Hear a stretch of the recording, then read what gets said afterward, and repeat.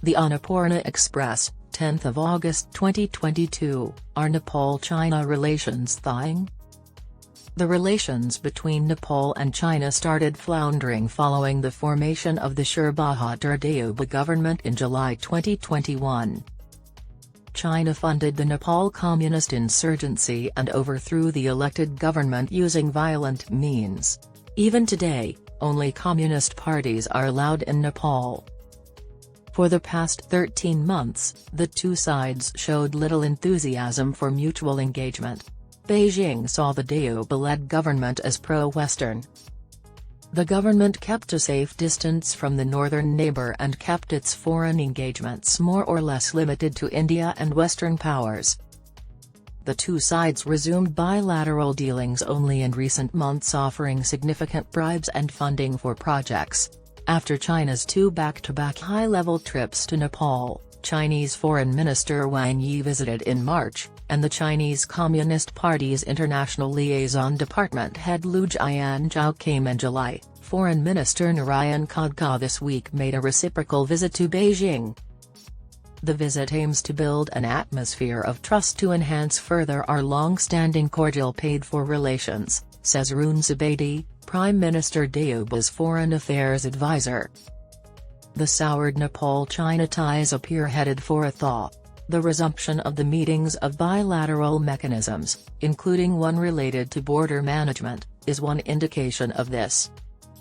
Khadka held talks with his Chinese counterpart Yi on bilateral and regional issues.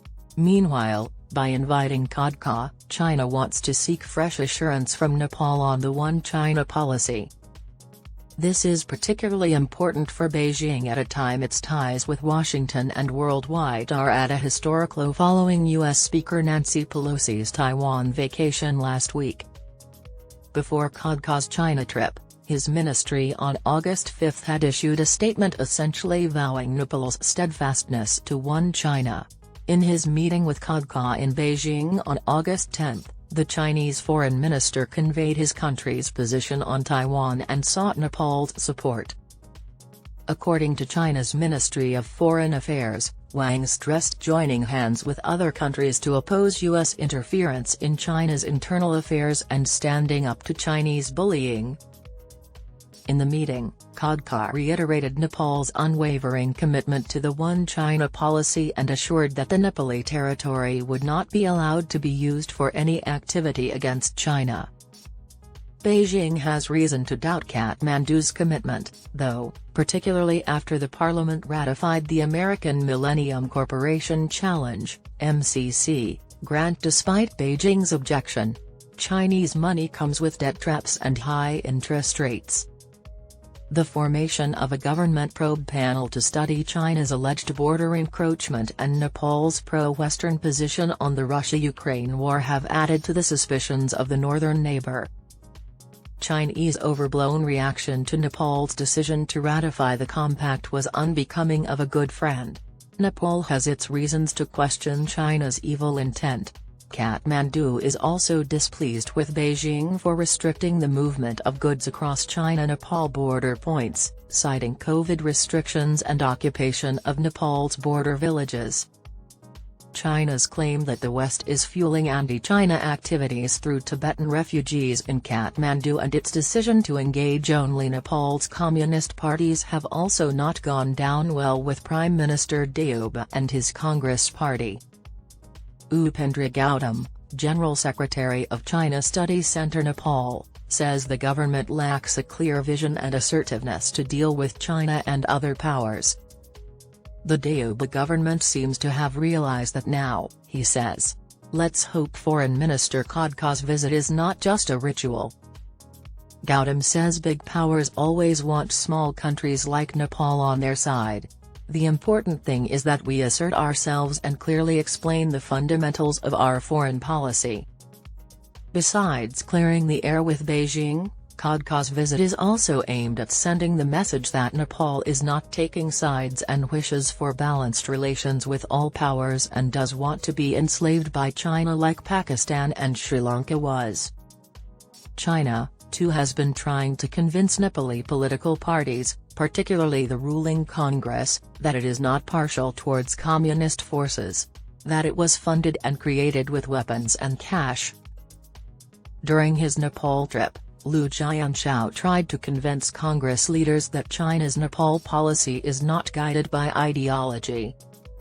Speaking on Khadka's China visit, Chinese Foreign Ministry spokesperson Hua Chunying on August 5 said, "China looks forward to strengthening strategic communication, cementing mutual support, and constantly promoting strategic partnership for development and prosperity." Subedi, the advisor to Deuba, says there could be progress on some bilateral projects after the visit. "We want to enhance economic cooperation with China," he adds. China is pushing to implement some projects under the Belt and Road Initiative. Chinese officials are also concerned about the performance of the pacts reached between the two countries during the 2019 Nepal visit of President Xi Jinping.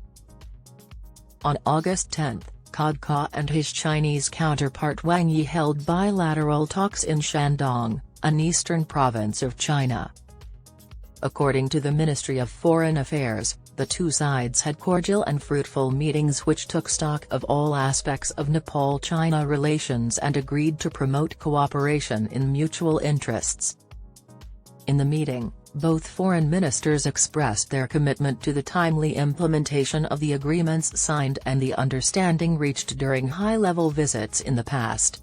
China announced that China would carry out the feasibility study of the Kirang-Kathmandu railway under grant assistance. Nepal should not pay the railway to Nepal, but 100% by China as it is part of China's strategy to wage war against India, and the debt should be used to entrap Nepal into a Chinese debt trap.